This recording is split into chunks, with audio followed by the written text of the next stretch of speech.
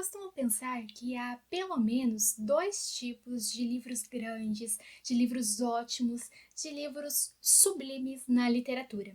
O primeiro deles é aquele livro que te traz inúmeros conhecimentos, que te faz refletir sobre diversas áreas da sua vida, da condição humana, livros que têm uma riqueza estética inegável, que trazem uma construção erudita, que te trazem inúmeros pensamentos e que ganham o nosso coração. E o segundo tipo de livro grandioso é aquele livro que tem tudo isso, exceto a capacidade de te cativar. Por razões que nós desconhecemos, às vezes nós lemos livros incríveis, clássicos, que a qualidade deles é inegável, mas que eles não nos conquistam, sabe? E é justamente o que aconteceu com o livro sobre o qual nós conversaremos hoje.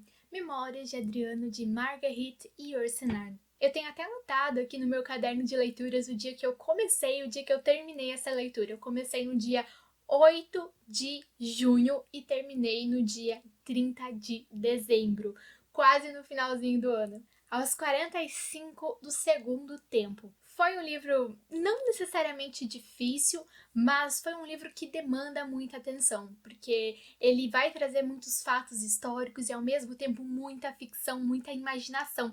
Então você perpassa aquela linha fronteiriça entre realidade e ficção. Então você tem que estar de certa forma atento a isso. Marguerite Yourcenar fez um trabalho incrível nesse livro e nós já vamos conversar sobre isso.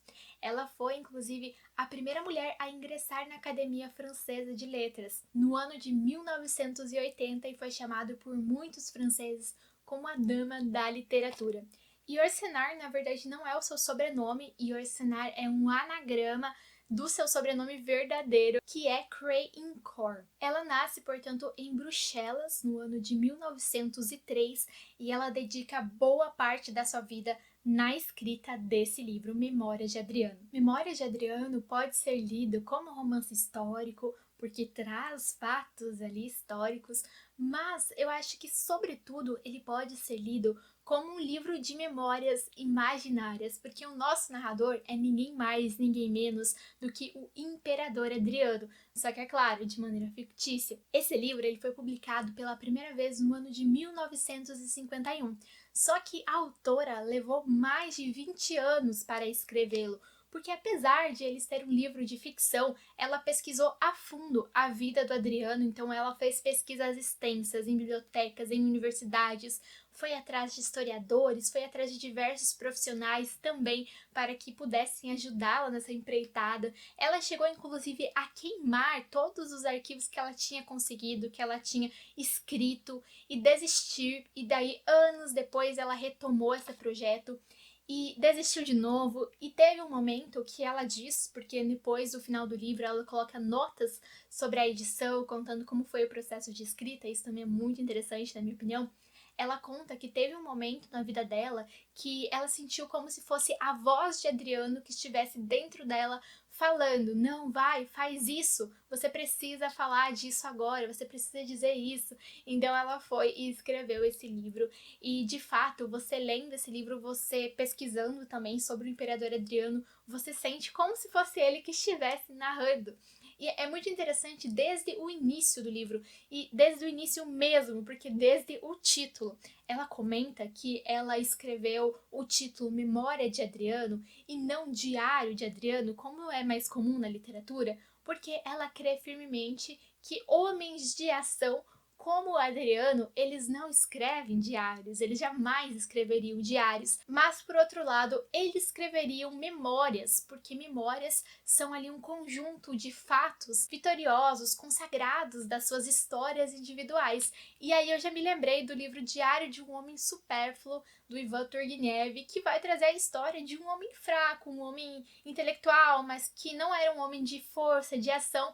E realmente é interessante como esses títulos eles se contrapõem, né? Porque Diário combinou mais com o Homem Supérfluo, que é esse homem sem ação. E Memórias combina mais com esse homem que é o imperador Adriano. Então, olha só como o trabalho do escritor é um trabalho rico, é um trabalho difícil, que você tem que pensar nos mínimos detalhes. Bom, apesar de nós termos ali personagens dentro dessa história, ele não é um livro assim que vai trazer uma trama, um enredo, uma conversa, um diálogo, sabe? Daquele que te prende, daquele que vai trazer um mistério, uma ação. Não, nós vemos ali realmente um homem à beira da sua morte, contando como foi a sua história, todos os seus feitos, todas as suas glórias, também momentos de incerteza, momentos de batalhas. Então, há muitas referências ali a batalhas históricas, ainda que não seja o próprio Adriano relatando elas. Essa foi uma leitura ali que se arrastou por 6 meses, mas que quando chegou ao fim, quando eu terminei de ler, eu pensei, ainda bem que eu tenho essa mania ruim de continuar lendo um livro, independentemente se eu esteja gostando ou não. Se eu comecei, eu geralmente termino, porque há livros que de fato eles são mais antigos, eles têm uma linguagem mais diferente da nossa, então acabam não despertando tanto a nossa atenção, então nós temos uma dificuldade maior para ingressar nessa história, para nos posicionar dentro dela, para conseguir nos imaginarmos, não necessariamente nela, mas imaginarmos também os personagens, os seus contextos. E Memórias de Adriano, pelo menos para mim, foi um livro difícil no sentido de me cativar. Não é um livro que tem meu coração, não é um livro que eu te indicaria se você perguntasse, diz um livro aí para eu ler no final de semana, de férias. De forma alguma, esse é um livro para quem realmente busca uma linguagem mais difícil, busca uma literatura de uma qualidade, mas não só a qualidade, como também a dificuldade. Então, há pessoas que gostam de coisas difíceis. Esse livro é para vocês. Esse é também um livro para quem gosta de pesquisar histórias por trás do livro, porque ele tem essa história da Marguerite. Foi uma história que me cativou mais do que a história ficcional. Essa história ali do processo de escrita, para mim foi muito interessante saber por tudo que ela passou, por todas essas angústias dela durante a escrita. Eu achei riquíssimo essas notas explicativas que ela coloca no final do livro. Então a história dela também é muito interessante. E é um livro ali que nós podemos ver as narrativas dele, porque há várias coisas ali sobre batalhas, sobre guerras, e pesquisar depois sobre elas. Então também é uma forma ali de se estudar história. Então ali nós vamos ter esse personagem, esse protagonista narrador, que é o Adriano, o imperador romano, que vai decidir narrar a sua história porque ele está ali morrendo. Ele está com uma doença que nós não sabemos ao certo o que é. Então a Marguerite vai inclusive pesquisar, vai atrás disso, mas não há assim 100% de certeza, porque era um tempo em que a medicina não era avançada, e mesmo que fosse, né, tanto tempo se passou, então as coisas vão se perdendo na história. E aí ele decide escrever esse caderno de memórias para contar essa história dele para outro imperador, para que esse imperador leia e se inspire, porque provavelmente ele não vai ter tempo de conversar com Adriano, de saber como era, lembrando que é um tempo em que o conhecimento se passava dessa forma oral. Então Adriano decide ali escrever, até porque ele já estava no momento que ele poderia morrer a qualquer momento. E é interessante que nas notas finais explicativas do livro, a Marguerite conta que ela escreveu, trabalhou muito naquele primeiro texto de Memórias de Adriano, e depois ela queima, ela se livra de tudo, exceto de uma frase, que é a seguinte: começo a discernir o perfil da minha morte. Porque é justamente essa ideia que faz com que Adriano escreva essas memórias.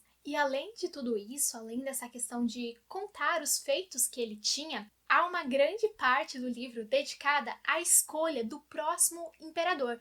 Visto que o Adriano ele estava próximo à sua morte, ele deveria, antes de morrer, é claro, escolher quem seria o imperador que tomaria o seu lugar, né? Que teria esse seu lugar, visto que ele não tinha filhos. E aí ele vai buscando esse imperador. Então há muitas reflexões sobre os homens daquela época que estavam ali ao redor do Adriano, porque ele precisava escolher alguém que fosse digno desse cargo. Então é um livro assim que, por mais que eu não gostei tanto dele nessa questão de me cativar, de ficar presa na história, me prolonguei aí imensamente, eu marquei várias.